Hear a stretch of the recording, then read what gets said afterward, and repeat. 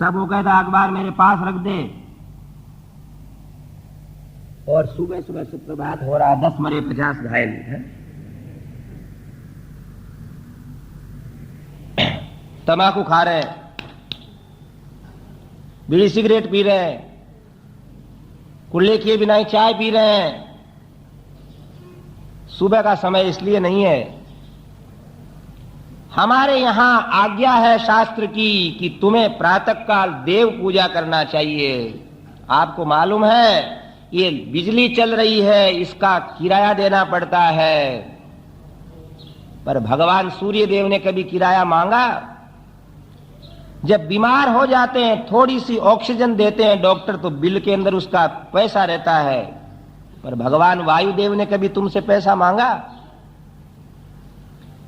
मकान का किराया लगता है, हाउस टैक्स लगता है, किंतु भगवती पृथ्वी ने हमसे क्या मांगा?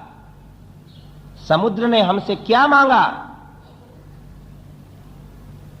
हमारे ऋषि कहते हैं कि मनुष्य के ऊपर 3 ऋण चढ़े हुए रहते हैं। बोलिए रामचंद्र भगवान की।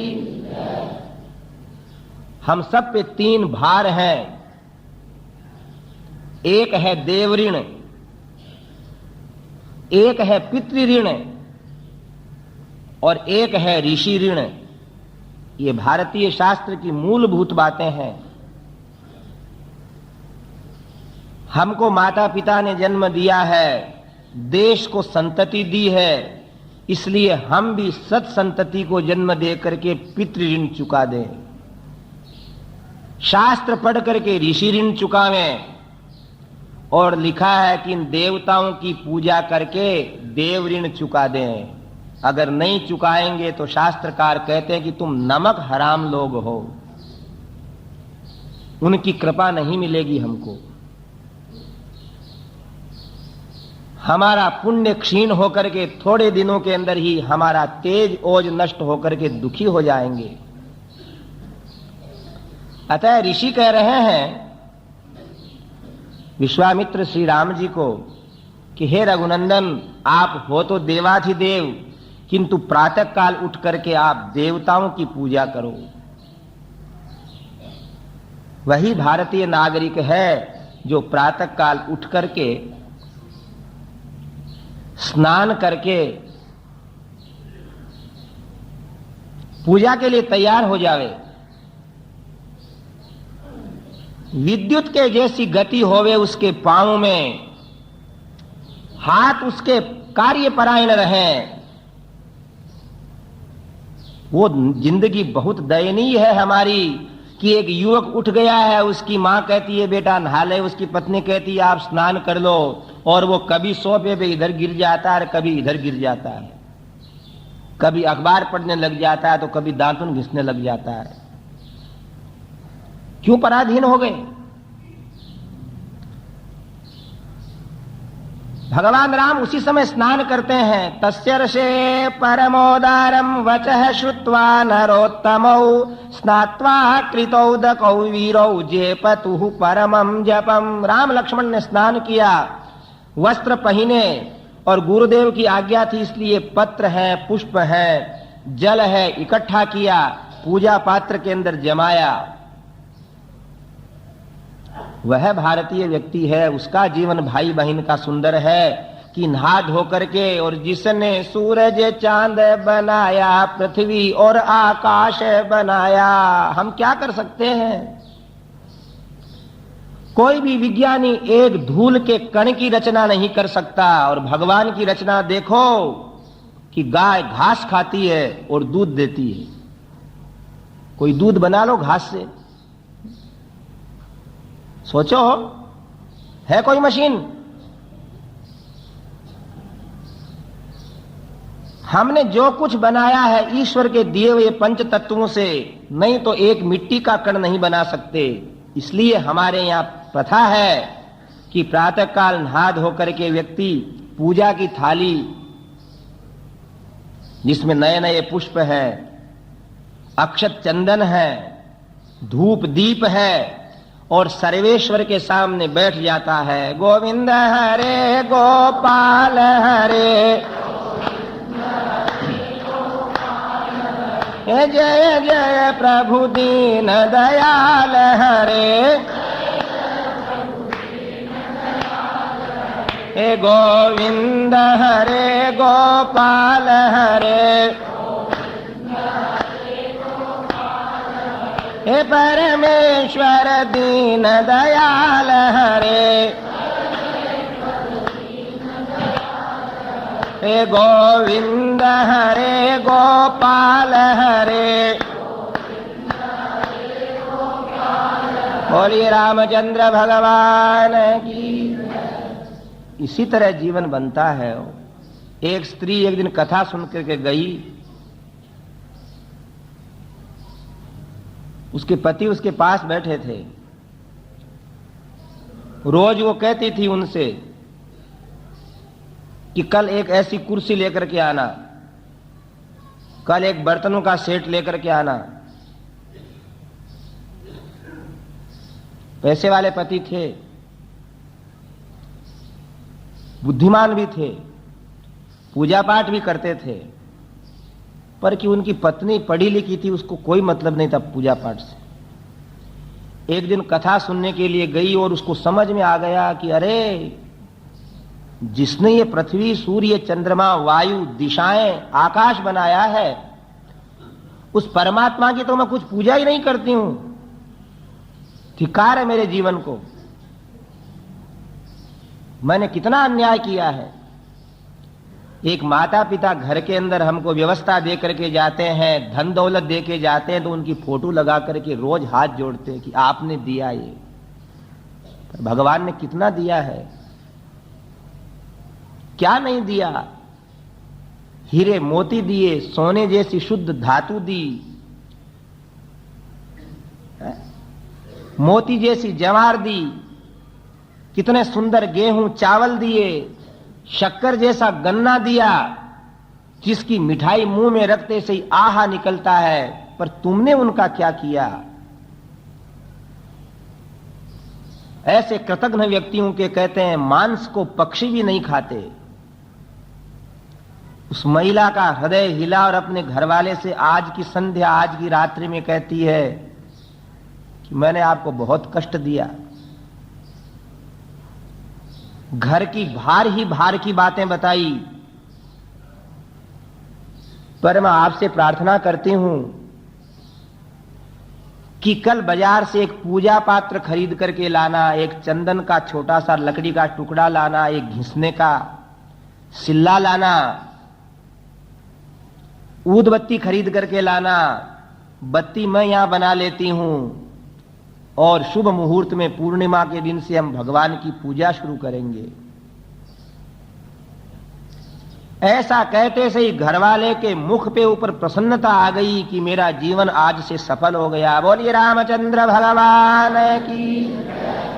वो घर है, साक्षात मंदिर है, जिसमें सर्वेश्वर के प्रति कृतज्ञता प्रकट करने के लिए हम लोग पूजा करते हैं। सुबह को नष्ट मत करो। प्रातः काल का जिसका समय बर्बाद हो गया है, निश्चित समझो कि उसकी जिंदगी बर्बाद हो रही है। सोने की कड़ाही में खली को पका रहे हैं, लकड़ियों से प्रेम करके चंदन जला रहे हैं। सोने की कड़ाई में क्या बना रहे हैं? खली, जो सुबह को बर्बाद कर रहे हैं वो। सोने की कड़ाही में खली को पका रहे हैं, लकड़ियों से प्रेम करके चंदन जला रहे हैं। भोगना पड़ेगा फल अपनी नादानी का, जीवन जहान में है बुलबुला ये पानी का। कब नष्ट हो जाए, कब पूजा करेंगे? कई मूर्ख लोग क्या करते हैं, अपने युवक दोस्तों से, अरे तुम क्या कर रहे हो? बोले पूजा कर रहे हैं। बोले पूजा तो जिसके बाल सफेद आ जाते हैं वो करेंगे, पर तुम्हारा ठेका है क्या कि बाल सफेद होंगे? क्षण भंगुर जीवन की कलियां कल प्रातः को जान खिली ना खिली, मलयाचल की शुचि शीतल गंध सुगंध समीर मिली ना मिली। कलिकाल कुठार लिए फिरता तन नम्र से चोट झिली ना झिली, भजले हरि नाम हरि रसना फिर अंत समय तू हिली ना हिली। फिर क्या है?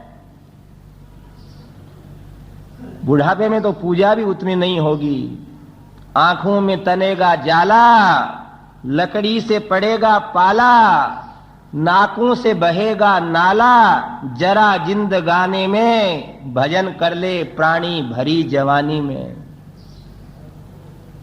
यही समय है, काल करे सो आज करे और आज करे सो अब, पल में परलय हो गई बहुरी करेगो कब। क्या कह रहे हैं महर्षि? भगवान राम क्या कर रहे हैं? सज्जनों, रामायण बड़ी इसीलिए हुई है कि उसमें उपदेश है। नहीं तो किसी व्यक्ति ने कहा कि एक था राम और एक रावणना, एक क्षत्रिय एक बामणना, उसने उसकी नार हरी और उसने उसकी मौत करी और तुलसी जी ने दिया पोथन्ना।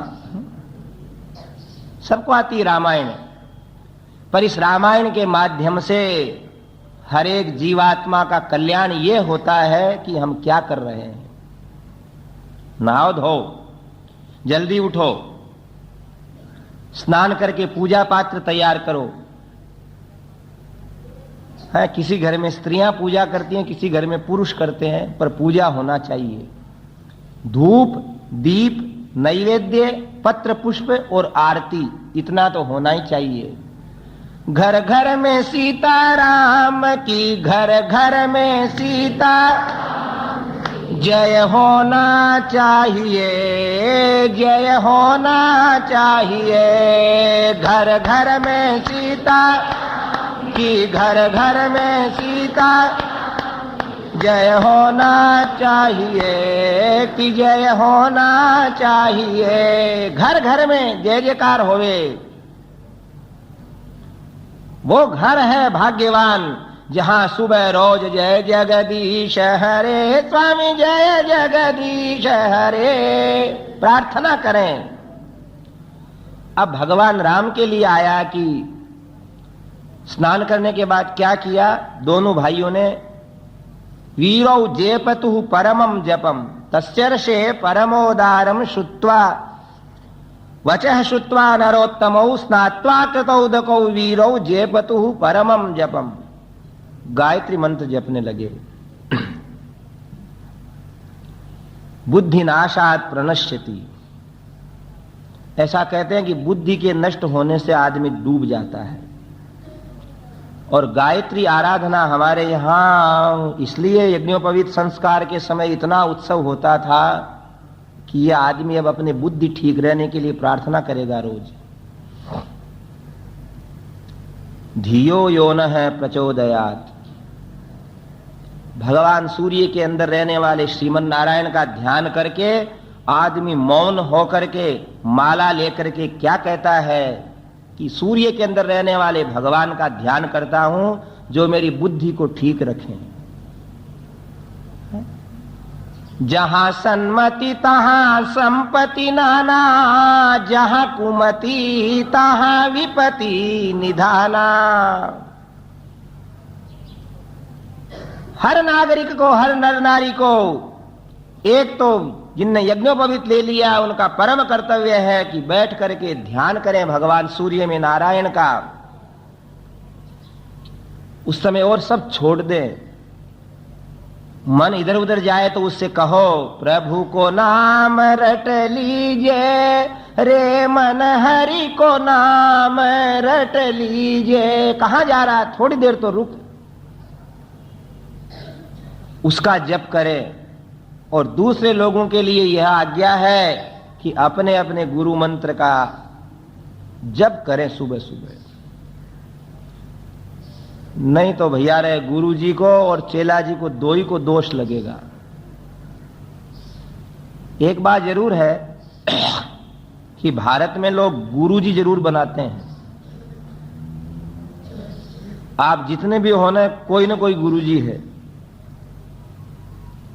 और मालूम है गुरुजी कुछ न कुछ मंत्र भी देते हैं और मंत्र के पन्ने भी देते हैं।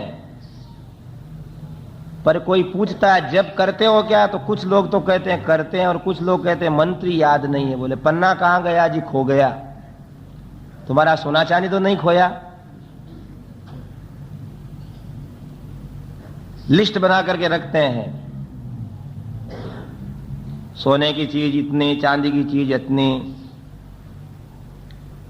और मंत्र क्या है इसका पता ही नहीं। ध्यान दें हो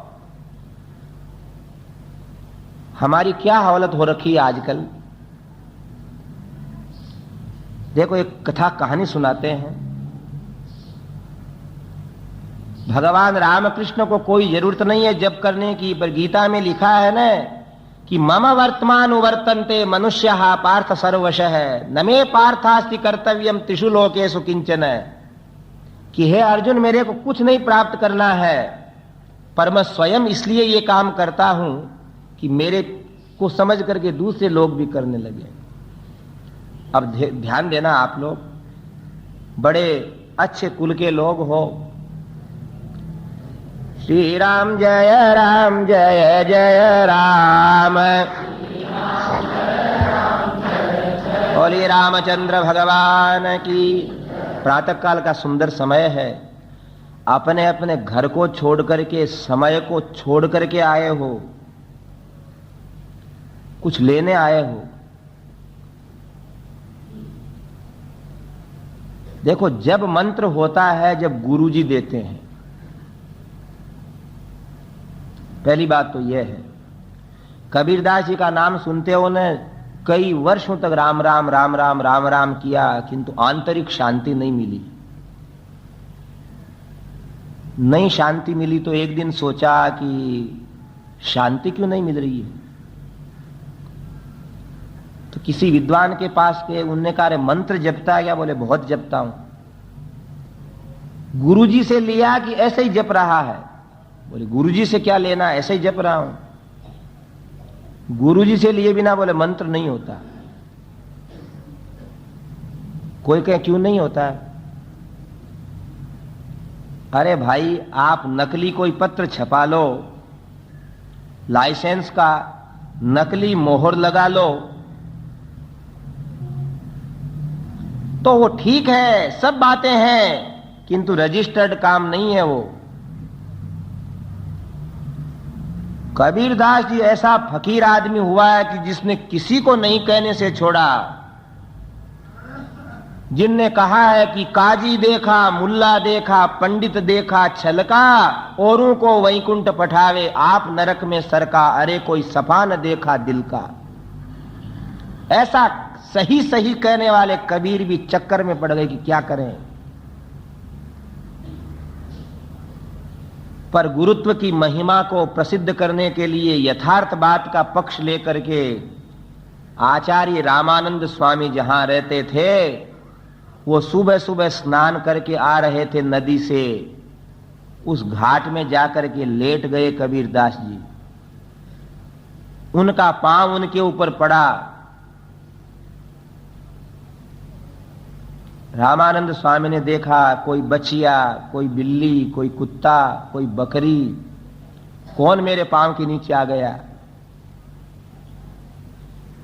साधुओं में बड़ी दया होती है। कोई चाले हाथी घोड़ा पालकी मंगाए के, साधु चाले पैया पैया कीड़ी को बचाए के, तुलसी मगन भये राम गुण गाय के। दया की मूर्ति होते हैं। उठ करके उनने उसको उठाया, अरे राम राम राम राम, कौन है रे तू, तेरा भगवान कल्याण करे। इतने में कबीरदास जी रो पड़े, बोले गुरुदेव भगवान की। बोले आज तक मैंने खुद ने सोचा कि मेरा कल्याण हो जाए, पर आज आप महापुरुष ने कह दिया कि तेरा कल्याण हो जावे। हे महाराज, हे गुरुदेव, मैं कबीरा हूं, कबीरा। बहुत नाम जपा है किंतु मंत्र नहीं मिला। मेरे कान के अंदर आप मंत्र दे दो और मेरे उद्धार करने की भगवान से प्रार्थना कर दो। रामानंद स्वामी ने भगवान राम जी का ध्यान किया। सिर मुकुट कुंडल तिलक चारु उदार अंग विभूषणम आजानु भुज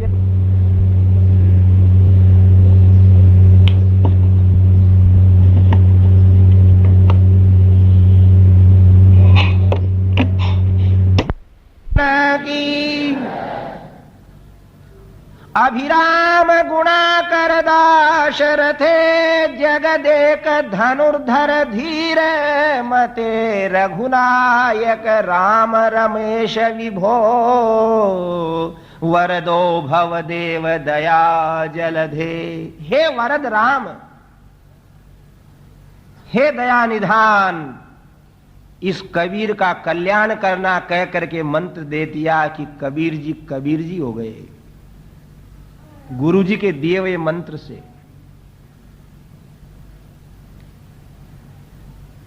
गुरु लोगों को आज्ञा है शास्त्र की कि तुम अपने पूर्वाचार्यों का, रामानुज, वल्लभ, निम्बार्क, माधव, शंकराचार्य का स्मरण करके जीव के सिर पर हाथ रख करके कह दो भगवान से कि इसका कल्याण करो। इसलिए ध्यान देना आप आज इस शुभ समय में कि जिन गुरुजनों ने आपके सिर पर हाथ रख करके भगवान की आरती करके नैवेद्य चढ़ा करके आपको मंत्र दिए हैं, वो याद हैं कि नहीं। अपने गुरुजी के दिए हुए मंत्रों के ऊपर श्रद्धा रख करके सुबह सुबह उनका जप करो। जपात सिद्धि ही, जपात सिद्धि ही, जपात सिद्धि न संशय है।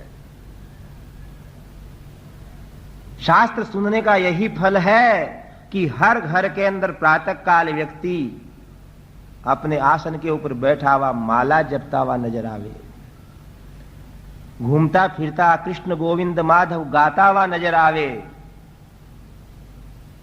याद रखना हो, नहीं तो एक राजस्थान में कथा चलती है कि एक बंबई जैसे शहर में एक पंडित जी गए सेठ जी के पास। बोले, सेठ जी, हाँ आपके बहुत मील कारखाने हैं, अजी ये साथ थोड़े जाएंगे, कुछ भगवान का भजन भी करवाओ। बोले, पंडित जी आप माला फेरो। अब पंडित जी गए मंदिर के अंदर और माला जपने लगे। सेठ मन को नहीं जाने, मैं सेठ न को नहीं जानू है। गोपाल कृष्ण भगवान की। सेठ मुझे नहीं जानता, मैं सेठ जी को नहीं जानता। सेठ मुझे नहीं जानता, मैं सेठ जी को नहीं जानता। सेठ मुझे नहीं जानता, मैं सेठ जी को नहीं जानता। सेठ मुझे नहीं जानता, मैं सेठ जी को नहीं जानता। दूसरे दिन दूसरे पंडित जी आए। बोले, सेठ जी क्या, एक पंडित जी से क्या होता है, कारखाने आपके कितने हैं? बोले, कारखाने तो मेरे बहुत सारे हैं। बोले, मेरे को भी बैठा। बोले, आप भी बैठो। उसने सोचा पहले पंडित जी जप रहे हैं वैसे अपन भी जपेंगे। पूछा, पंडित जी आप क्या जप रहे हो? बोल रहे, सेठ मन कौन जाने, मैं सेठ न कौन जानू। तो दूसरे ने शुरू कर दिया, तू जाने जिसे मैं जानू। गोपाल कृष्ण भगवान की। उन्होंने कहा, सेठ जी दो से क्या होता है, आगे बढ़ो। शुरुआत ही होती है 1 2 3। उन्होंने कहा, महाराज जल्दी करो आप। अब उसने देखा कि एक बोल रहा सेठ मुझे नहीं जानता, मैं सेठ को नहीं जानता। दूसरा बोलता है कि तू जानता वैसा ही मैं जानता। तो तीसरे ने क्या शुरू किया, आप कोलकाता के दिन धक्सी, आप कोलकाता के दिन धक्सी, आप कोलकाता के दिन धक्सी, आप कोलकाता के दिन धक्सी। ये पोल कब तक चलेगी? ये पोल कब तक चलेगी? दूसरे दिन चौथे पंडित जी आए। बोले, सेठ साहब 3 का नाम अच्छा नहीं होता, 4 करो। बोले, जल्दी जाओ महाराज, अच्छा काम करो। अब उसने जाकर के देखा कि एक बोल रहा है सेठ मन कौन जाने, मैं सेठ न कौन जानू। दूसरा बोलता है तू जाने जिसे मैं जानू। तीसरा बोलता आप कोलकाता के दिन धक्सी। तो चौथा बोलता है धके जब तक धकने दो, धके जब तक धकने दो, धके जब तक धकने दो, धके जब तक धकने दो, धके जब तक धकने दो। तो ये हाल हो रहा है हमारा। धके जब तक धकने दो। भजन करते हैं या नहीं करते हैं, गुरु मंत्र याद है या नहीं है, गुरुजी ने संभाला या पूछा या नहीं, चलने दो। ये काम ठीक नहीं है। वो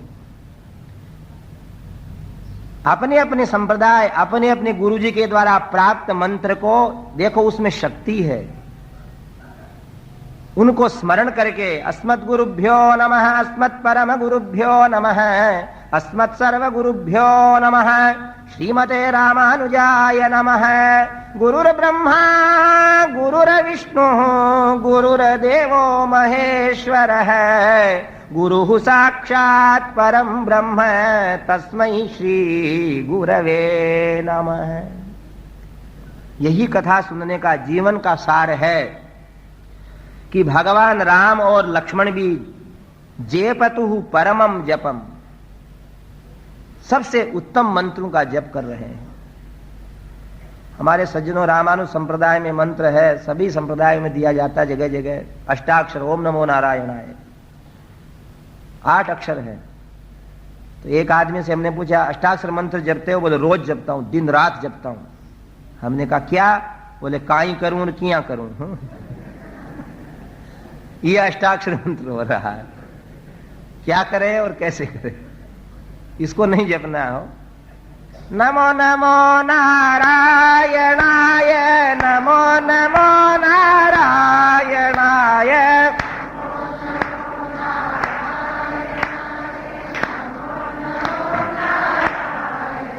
ये नमो नमो नारायणाय, नमो नमो नारायणाय,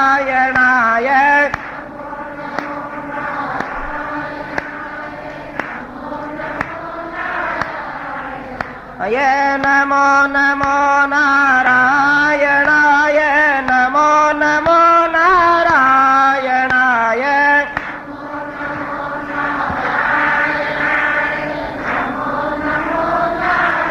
बोलिए श्रीमन्नारायण भगवान की। इसलिए भाई बहनों, माता बहनों, ध्यान देना। बड़ी भाग्य से मानव शरीर मिला है और गुरुजनों का उपदेश मिला है। लिखा है एक श्लोक, शतम विहाय भोक्तव्यम। आप कहो ना कि क्या फल है कथा सुनने का, यहां से यही बात समझ करके जाना है कि हमारी प्रातः काल की दिनचर्या भगवत आराधन में लगेगी। और देखो, सुबह अगर जो व्यक्ति नहीं कर सकेगा पूजा पाठ, और देखिए सुबह जल्दी उठी जाना चाहिए। और हर घर की बात समझ लो, जो नारी देर से उठती है ना, वो चाय बनाते समय भी बर्तनों को फेंकती है, फिर आंखों का तेवर चढ़ जाता है। और जो सुबह जल्दी उठ जाए, नहा धो करके अपने शांति से भजन कर ले, उसके घर वाले बच्चे कहते हैं कि दूध पिलाओ, चाय पिलाओ, बोले ये तो तैयार पड़ा है और हुक्म करो, है कि नहीं अनुभव। और खुद ही देर से उठी तो कहती है चूल्हे में पड़ गया ये घर, समझ में नहीं आया। समझ में क्या आएगा तेरे, है तू समझ में नहीं आई। देखो भाई, सावधान हो जाओ, संकल्प ले लो कि इसके बाद हमारे मुख पे कभी भी प्रातःकाल रोष नहीं दिखेगा, प्रफुल्लता दिखेगी, विकास दिखेगा। ऐसे पुष्प हो जाओगे घर में कि आपकी सुगंध से आपका आंगन महक जाएगा। और अगर नहीं सुबह उठोगे तो आपके जलते हुए अंगारे जैसे मुख से लोग संतप्त हो जाएंगे। किसी के कल्याणकारिणी बनो, विघ्नकारिणी मत बनो। और नहा धो करके अपने गुरु मंत्रों की, फिर मंत्रों का समय समय पर गुरुजनों से अर्थ सुनो, उसका व्याख्यान सुनो। आनंद ही आनंद है। सुबह का समय इसके लिए है। हम बात कह रहे थे कि शतम विहाय भोक्तव्यम, 100 काम छोड़ करके तो भोजन करना चाहिए। ना कुछ देखा ज्ञान ध्यान में, ना कुछ देखा पोथी में, कहत कबीर सुनो भाई साधो, जो देखा सो रोटी में। बिना ईंधन डाले काम चलता नहीं। इसका एक अर्थ यह भी है, शतम का मतलब अपने भोजन के पूरे भोजन में से 100वां हिस्सा गाय के लिए टाल दो। ध्यान दें, अगर घर के अंदर 2 बोरी गेहूं की लगती हैं या 5 बोरी, इतनी लगती हैं आजकल। वो जमाना गया कौन सा? मण पोयो मण पीस्यो कंवर तेजा रे, मण को तो रांध्यो खाटो खींचड़ो। वो समय गया अब। आज के 50 वर्ष पहले माताएं घुटने टेक करके जमीन के ऊपर मोटी परात में 7 किलो आटा ओसनती थी तो पसीना आ जाता था। अब तो खड़े खड़े पाव भरोसना पड़ता है थाली में। ज्यादा तकलीफ नहीं है, कोई बात नहीं है। शतम विहाय भोक्तव्यम, शास्त्र क्या कह रहा है कि अपने पूरे अन्न में से 100वां हिस्सा गाय के लिए टाल दो। और अपने मन में रखना, घर में गाय नहीं रख सकते हो ना, तो भी अपने दिमाग में रखो कि अगर 1 बोरी साल भर में लगती है तो रोज की रोटी में से ही गौग्रास या गौशाला में देंगे। एक अर्थ तो यह है। और एक अर्थ क्या है? 100 काम छोड़ करके भोजन करो। आगे कहते हैं सहस्रम स्नानमाचरेत, 1000 काम। पहले एक अर्थ बता देते हैं, फिर दूसरा अर्थ बताते हैं। शतम विहाय भोक्तव्यम का अर्थ क्या? 100वां हिस्सा छोड़ करके भोजन करो, गाय के लिए निकाल दो। 1 रुपया का जैसा 1 नया पैसा 100वां हिस्सा है, 100 रुपए का 1 रुपया जैसे 100वां हिस्सा है। इस तरह गायों के लिए रखो। सहस्रम स्नानमाचरेत का अर्थ है, सहस्त्र नाम सूर्य का है, सूर्य के उगने के पहले स्नान कर लो। लक्ष्यम विहाय दातव्यम, ये पंडित जी हमारे रोज रोज आते हैं, ऐसा लक्ष्य छोड़ करके दान दो। ऐसे आदमी को दो जो तुम्हारे कभी काम नहीं आवे, उसको दे दोगे तो वो आशीर्वाद देगा।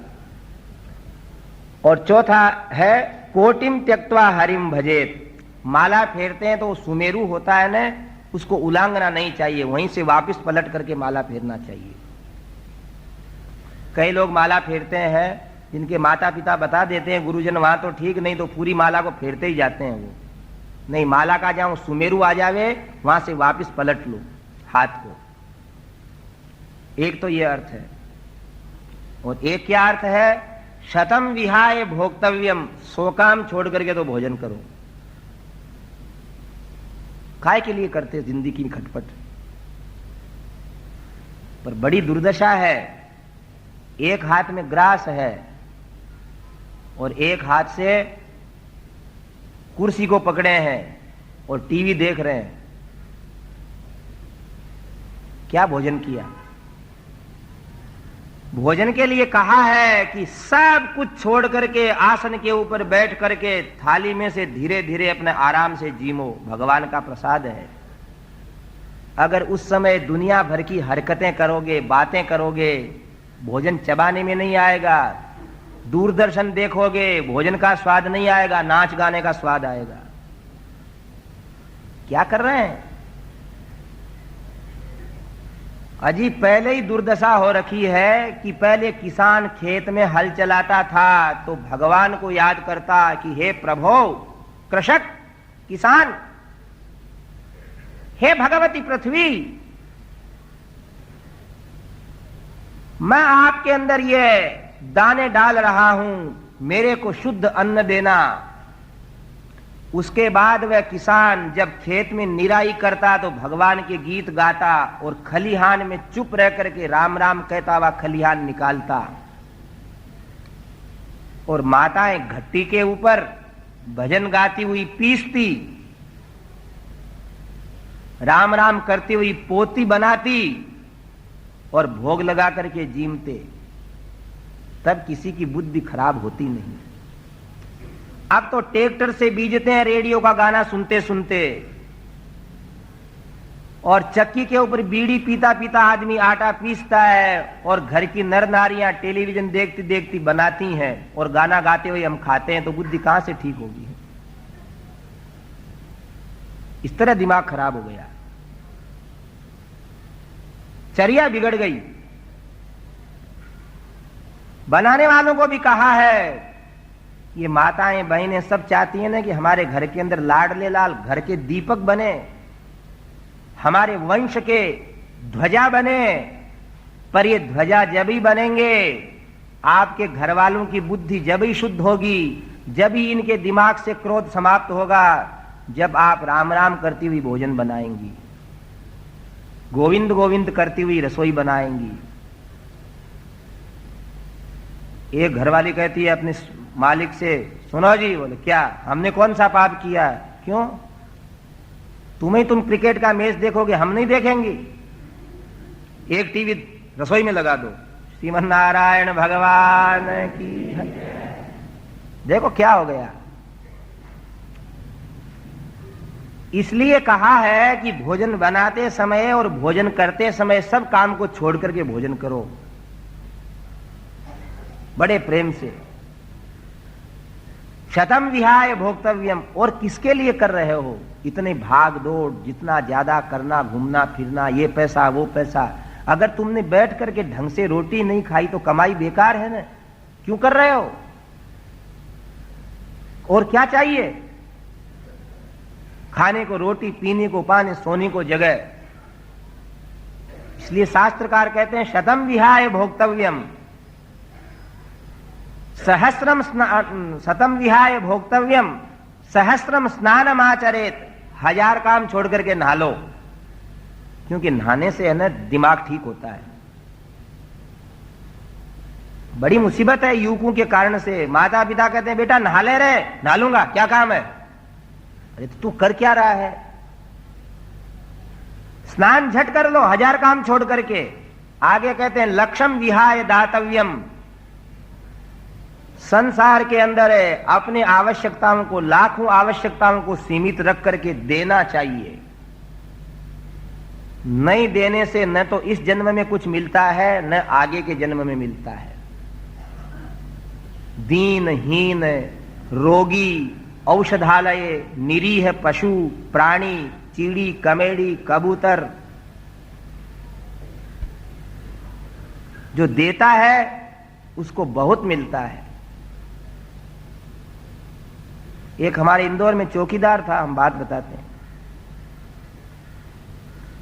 वो किसी को कुछ देता नहीं, और कोई भूल जाता चीज इधर उधर तो उसको कब्जे में कर लेता। उसकी पत्नी वृद्ध था, कभी कभी सेवा करने के लिए आती तो वो है ना कुछ न कुछ वहां दूसरे आए हुए महात्मा साधुओं को दे देती। हमने कहा अम्मा तेरा घरवाला तो कुछ करता नहीं है और तू ऐसे कैसी हो गई? तो उसकी बात याद आती है। वो कहती है महाराज जमीन में एक दाना डालेंगे तो हमको भुट्टा काटने को मिलेगा, और एक दाना भी नहीं डालेंगे तो क्या काटेंगे?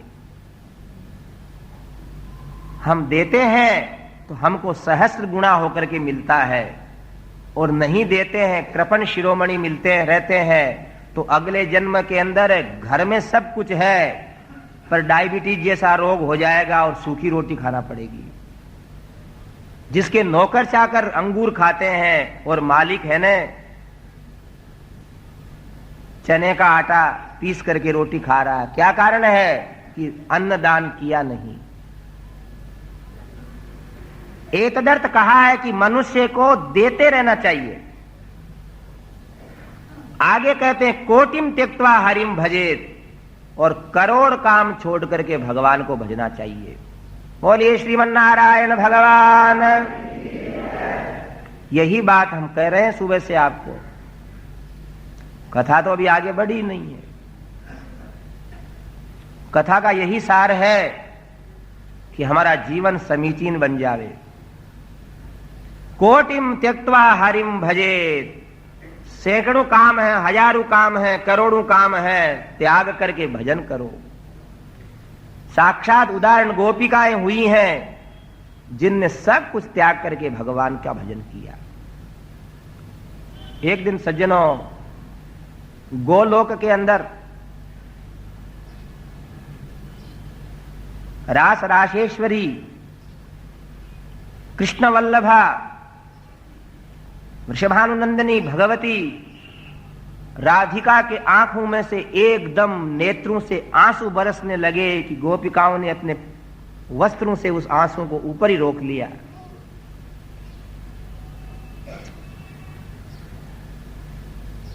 सखियों ने कहा, हे महारानी, हे वृषभानुनंदिनी, हे रासराशेश्वरी, आपके इन सुंदर नेत्रों से आज कौन से दुख के कारण आंसू गिर रहे हैं? तब वो कहती हैं कि नरलोक में, पृथ्वी लोक में लोगों ने भगवान कृष्ण से प्रेम करना छोड़ दिया, इसलिए मेरे को आंसू आने लग गए। मैं थोड़ी सी नरलोक की तरफ दृष्टि डालने लगी। ध्यान से सुनना सज्जनों, सुबह सुबह का समय था। हे सखियों, लोग गीत गा रहे हैं, व्यर्थ की चर्चा कर रहे हैं, रेडियो सुन रहे हैं, समय को बर्बाद कर रहे हैं, इसलिए मेरे को आंसू आ रहे हैं। सखियों ने कहा, हे देवी, यदि हम आपके आंसू नहीं पहुंच सकेंगी तो फिर हम आपकी कैसी किंकरियां, कैसी सेवकाएं? हमारे महाराज श्री को, प्रातः स्मरणीय गुरु महाराज को कभी कभी ना बैठे बैठे रोना आ जाता है, कभी कभी। तो कई लोग पूछते हैं, आपको क्यों रोना आ रहा है? तो यही कहते हैं कि संसार क्या हो गया, इसका दुख हो रहा है। आए थे हरि भजन को और ओटन लगे कपास। इतने में एक सखी ने कहा कि आपकी आज्ञा होवे और आशीर्वाद होवे तो मैं नरलोक के अंदर जाकर के लोगों को भजन करना सिखाती हूं, पर भगवान कृष्ण से मुझे आशीर्वाद दिलवा दो कि मैं उनके सिवा किसी से प्रेम नहीं करूं। गोपाल कृष्ण भगवान। उसी समय भगवान श्याम सुंदर का शुभागमन हुआ और उस सखी को आशीर्वाद दिया, और वही भगवती राधिका की परम किंकरी, परम सेविका इस भारत भूमि के अंदर, मेवाड़ देश के अंदर मीरा के रूप में जन्म लेती है, जो क्या कहती है, बाबो सा मायड़ माने लाड लड़ाई रे, राम जान राणा जी ने क्यों परणाई, थारी तो प्रीत राणा दाय नहीं आवे रे, दाय नहीं आवे, आजा मन मोहन मीरा मेड़तड़ी बुलावे। उस देश के हो हम लोगों को, हम निरीह प्राणियों को, इस दंड फंद में फंसे हुए व्यक्तियों को जीवन के अंदर भगवत प्रेम सिखाने के लिए ये आए हैं सब, जिनने सब कुछ छोड़ करके, छोड़ दीन कुल की कान कहा करे कोई, संतन ढींग बैठी बैठी लोक लाज खोई, दूसरों न कोई, मेरे तो गिरधर गोपाल दूसरों न कोई। हम कहां घूम रहे हैं? सच्चे सखा परम सुहृद, हमारा कल्याण करने वाले भगवान के अतिरिक्त कोई नहीं है, और किसके सहारे को मजबूत समझ रहे हो? अच्युत भगवान ही है। गजराज की किसने रक्षा करी? द्रौपदी की लाज किसने रखी? इसलिए सहस्र लक्ष कोटिम त्यक्त्वा हरिम भजेत। कितने ही काम हो, भगवान का स्मरण हुआ वो आवश्यक है। सब काम छोड़ करके हमें भजन करना चाहिए। सीताराम जय सीताराम, हम सीताराम जय सीताराम। बोलिए राजा रामचंद्र भगवान की। आगे खिसक जाओ भाई। गोविंद हरे गोपाल हरे, जय जय प्रभु दीन दयाल हरे। हे गोविंद हरे गोपाल हरे, हे जय जय प्रभु दीन दयाल हरे। हे गोविंद हरे गोपाल हरे,